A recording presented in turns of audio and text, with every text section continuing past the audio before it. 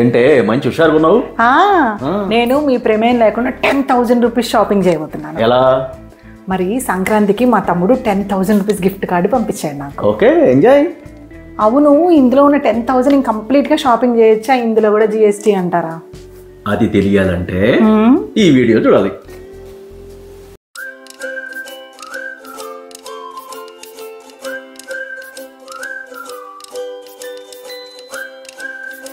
Gift cards, gift coupons, వీటిని vouchers అంటారు. So వీటికి సంబంధించేసి జిఎస్టీ ఇంపాక్ట్ ఏంటి? అసలు ఇది గూడ్స్ కిందకు వస్తాయా లేకపోతే సర్వీసెస్ కిందకు వస్తాయా? వస్తే ట్యాక్స్ ఎంత కట్టాలి? సో ఇలాంటి డౌట్స్ చాలామందికి ఉంటాయి. వీటిని ఇటీవల జరిగిన 55th జిఎస్టీ కౌన్సిల్లో వీటికి సంబంధించి ఒక క్లారిఫికేషన్ ఇవ్వడం జరిగింది. ఆ విషయాలు తెలుసుకుందాం. Hi, welcome to GST info. So అసలు గిఫ్ట్ కార్డు, గిఫ్ట్ కూపన్ అంటే ఏంటో తెలుసుకుందాం. First of all, gift cards అంటే అది ప్రీపెయిడ్ ఇన్స్ట్రుమెంట్ అనమాట. అంటే ఆల్రెడీ అందులో సర్టన్ అమౌంట్కి మనీ లోడ్ చేసి ఉంటుంది. ఫర్ ఎగ్జాంపుల్, మీరు మీ ఫ్రెండ్ వల్ల ఇంట్లో ఫంక్షన్కి వెళ్దాం అనుకుంటున్నారు. సమయానికి ఏ గిఫ్ట్ కొనాలో అర్థం కాదు.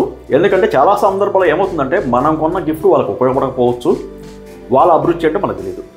సో ఇలాంటప్పుడు ఏం చేస్తామంటే మనం గిఫ్ట్ కార్డు కొంటాం. షాపర్ స్టాప్, ప్యాంట్లోన్స్లోనో లేదంటే అమెజాన్లోనో గిఫ్ట్ కార్డ్స్ కొనేసేసి ఒక 10,000 వర్త్ ఆఫ్ గిఫ్ట్ కార్డ్స్ కొనేసి వాళ్ళకి ఇస్తాం.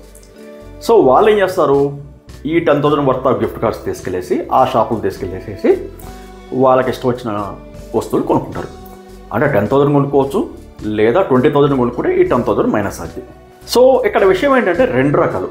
First thing, consumer point of వ్యూలో అంటే ఒక రిటైలర్ కన్జ్యూమర్కి గూడ్స్ అమ్మినప్పుడు దాని మీద జిఎస్టీ ఏంటి, జిఎస్టీ వస్తుందా లేదా, ఏది తగ్గించడం మేర. రెండవది, ఈ గిఫ్ట్ కార్డ్స్ అమ్మడానికి ఓ పెద్ద నెట్వర్క్ ఉంటుంది. అంటే ఫర్ ఎగ్జాంపుల్ దీనికి కూడా హోల్సేలర్స్ ఉంటారు, రిటైలర్స్ ఉంటారు. వీళ్ళు ఒక్క షాపర్ స్టాప్, ప్యాంట్లోన్స్ గిఫ్ట్ కార్డ్సే అమ్మరు. చాలా రకాల షాప్స్ అమ్ముతుంటారు, చాలా రకాల గిఫ్ట్ కార్డ్స్ అమ్ముతుంటారు. వివిధ రకాల కంపెనీస్కి వివిధ డినామినేషన్స్లో అమ్ముతుంటారు. వాళ్ళు ఇది లైక్ మనకు హోల్సేల్ మార్కెట్ ఎట్లా ఉంటుందో, ఏదైనా వస్తువులకి వాటికి హోల్సేల్ ఎలా ఉంటుందో అలానే ఉంటుంది దీనికి కూడా. అంటే ఫర్ ఎగ్జాంపుల్ ఒక 1,000 రూపీస్ గిఫ్ట్ కార్డ్ని సో హోల్సేలరు 900 కొనేసేసి 950కి రిటైలర్కి ఇస్తారు. రిటైలర్ 980కి డైరెక్ట్ కస్టమర్కి ఇస్తుంటాడు. ఇక్కడ ఆలోచించాల్సింది ఏంటంటే 900 కొనేసి 950కి అమ్మినప్పుడు, అలాగే 950 కొనేసి 980కి అమ్మినప్పుడు ఈ 50 రూపీస్ 30 రూపీస్ మార్జిన్ ఏదైతే ఉందో దాని మీద ట్యాక్స్ కట్టాలనేది చాలా పెద్ద కన్ఫ్యూషన్ ఇప్పటి వరకు. అంటే కన్ఫ్యూషన్ ఎందుకంటే ఇది కార్డు లాగా ఉంది కాబట్టి, అంటే అది ఒక వస్తువు అవుతుందా లేదా సర్వీస్ కిందకి అవుతుందా అని చెప్పేసి ఒక కన్ఫ్యూజన్ ఉండేది. ఫీల్డ్ ఫార్మేషన్స్లో కూడా, అంటే ఆఫీసర్స్ కూడా డిఫరెన్స్ ఆఫ్ ఒపీనియన్ ఉండేది, ట్రేడర్స్లో కూడా అంతే డిఫరెన్స్ ఆఫ్ ఒపీనియన్ ఉండేది, సో ఆడిటర్స్లో కూడా అంతే ఉండేది. సో దీన్ని దృష్టిలో పెట్టుకొని ఇటీవల దీనికి సంబంధించి క్లారిఫికేషన్ ఇవ్వడం జరిగింది. దీని ప్రకారం ఏంటంటే ఇది ఒక ప్రీపెయిడ్ ఇన్స్ట్రుమెంట్ అంటారు. అంటే మీరు 1,000 రూపీస్ గిఫ్ట్ కార్డు కొంటుంటే 1,000 రూపీస్ సరిపోను మనీని దాంట్లో నింపుతారు అని అర్థం అన్నమాట. సో అలాంటప్పుడు ఏమవుతుంది, మనీకి సంబంధించేసి జిఎస్టీలో ఆల్రెడీ నిర్వచనం ఇవ్వడం జరిగింది. అంటే మనీ అనేది జిఎస్టీలో పార్ట్ కాదు. ఎందుకు కదంటే మనీ అనేది గూడ్స్ కిందకి రాదు, సర్వీసెస్ కింద రాదు. మీకు తెలిసే ఉంటుంది, జిఎస్టీలోకి రావాలంటే ఏ ట్రాన్సాక్షన్ అయినా సరే అది ఐదర్ గూడ్స్ కిందన్నా సరే నిర్వచించబడాలి, ఆర్ ఎల్స్ సర్వీసెస్ కిందకన్నా రావాలి. అంటే ఈ రెండింటి కిందకి రాకుండా జిఎస్టీ అప్లై కాదు. సో ఇప్పుడు ఏమవుతుంది, మనీ అనేది గూడ్స్ కిందకి రాదు, సర్వీసెస్ కింద రాదు.